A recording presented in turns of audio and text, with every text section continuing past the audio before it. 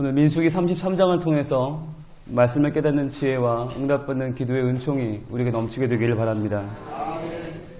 오늘 말씀은 애굽을 떠난 이스라엘 백성들이 과연 어디와 어디를 거쳐서 이 모압까지 왔는지를 한눈에 보여주고 있습니다. 출애굽의 그 급박한 순간 장자가 죽었고 넘어지고 온 나라가 북새통이 되는 그 10가지 재앙이 이제 막 끝나고 라암스에 출발했을 때부터 이제 강 하나만 넘으면 드디어 약속의 땅 가나안에 들어가는 바로 그 모압 평지, 여기까지 올 동안 과연 어디를 어떻게 왔는지를 한눈에 볼 수 있도록 요약해 놓고 계십니다. 이 말씀을 통해서 오늘 우리가 두 가지 기도 제목을 발견하고 두 가지 기도 제목으로 기도할 수 있기를 바랍니다. 첫 번째 기도 제목은 하나님 명령대로 사는 인생이 되게 하소서입니다. 오늘 이렇게 많은 곳을 다녔는데 어떻게 이런 곳을 다니게 되었는가라고 하는 원칙이 2절에 나와 있습니다. 2절을 보시면 모세가 여호와의 명령대로 그 노정을 따라 그들이 행진하였다라고 말씀하고 있습니다. 그저 그들의 계획대로가 아니라 그때그때 투표해서가 아니라 하나님의 명령하신 대로만 걸어와서 여기까지 왔다라고 하는 것입니다. 그들은 숫자가 굉장히 많습니다. 전쟁에 나갈 수 있는 장정만 60만 명이 넘는다고 했으니까 전체 인원을 계산하면 수백만 명이 넘을 것입니다. 그런데 그렇게 많은 사람들이 어떻게 그 여정을, 수십 년간의 여정을 잘 해갈 수 있었겠는가라고 하는 것이죠.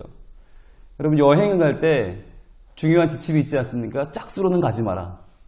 왜냐하면 4명이든 6명이든 아무리 친해도 여행을 가면 의견이 갈리고 마음이 갈려서 돌아올 때는 서로 앙숙이 된다는 건 상식입니다.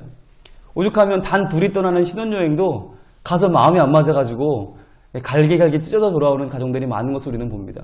그런데 어떻게 수백만 명이 여행을 하는데 그 많은 여정 가운데에서 이리로 가자 저리로 가자 여기가 맞다 저기가 맞다 얼마나 많은 의견과 고집이 있었겠습니까?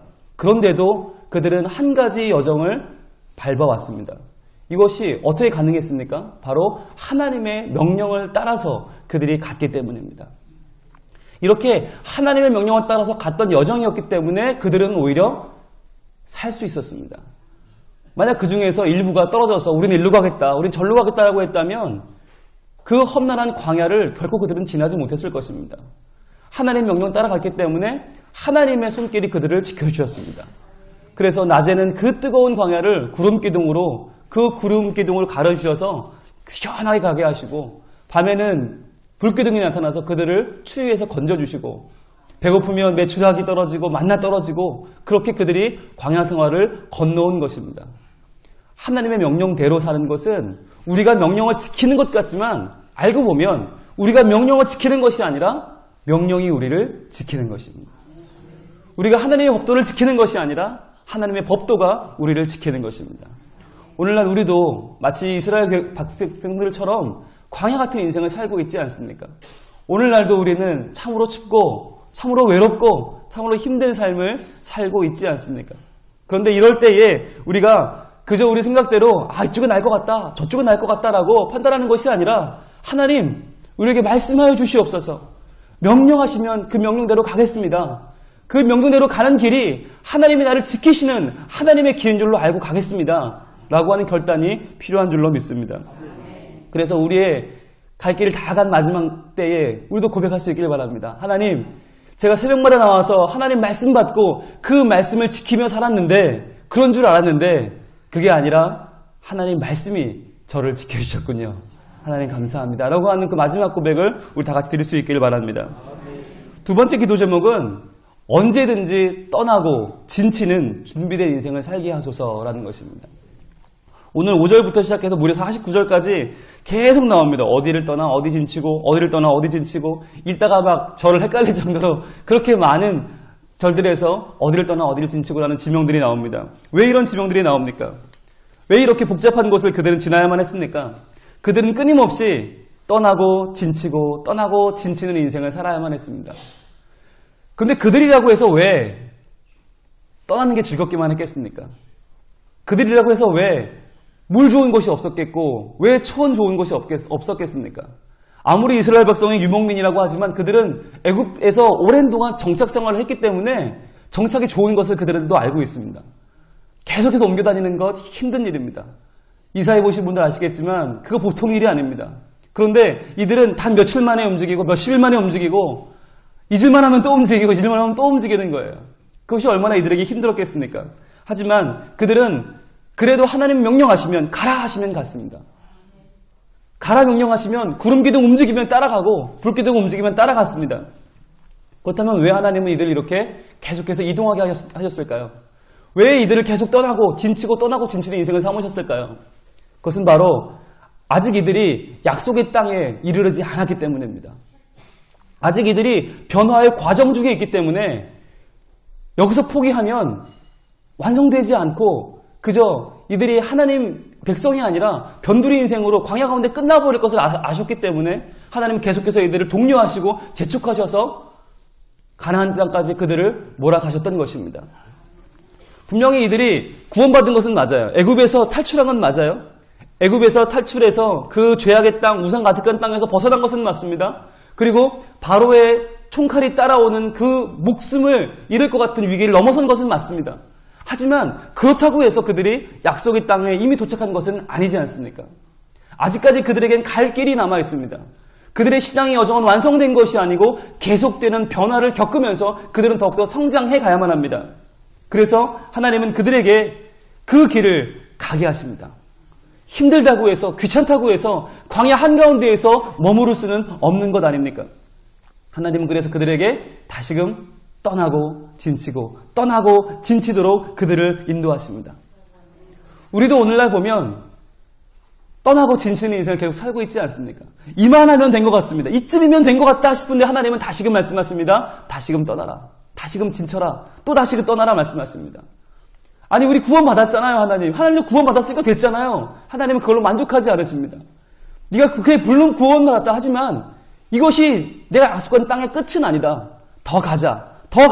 힘들어도 한 걸음 더 가자.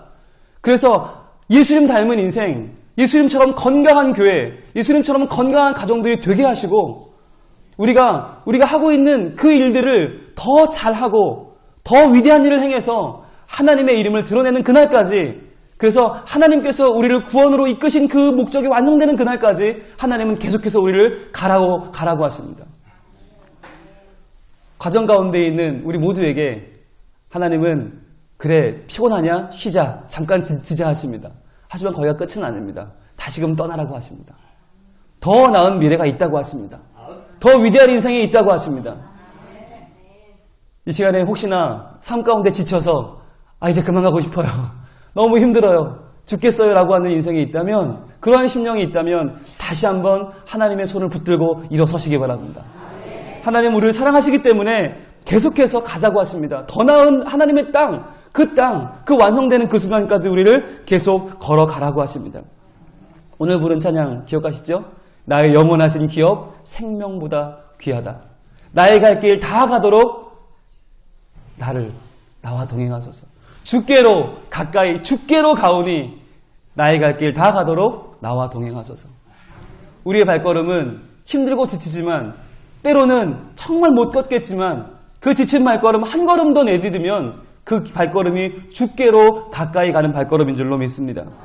하나님께서 이토록 힘든 인생길, 광야길 살아가는 우리들을 한 걸음 한 걸음 인도하셔서 하나님이 원하시고 하나님이 예정하시는 그 아름다운 하나님의 약속의 땅, 그 가나안 땅, 우리가 바라고 있는 그 소원의 항구에 하나님께서 이르르게 하실 줄로 믿습니다. 기도하겠습니다.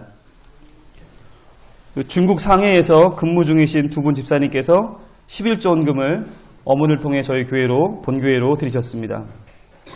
하나님, 광야 같은 세상 가운데에서 우리를 붙잡아 주시니 감사드립니다. 우리가 하나님의 명령대로 순종하며 살게 하여 주시옵소서.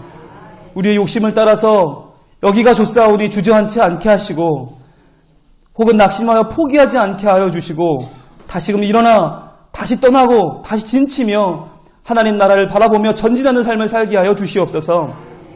오늘 중국에서 근무 중인 두 분 집사님이 본교회로 11조 원금을 보내오셨습니다.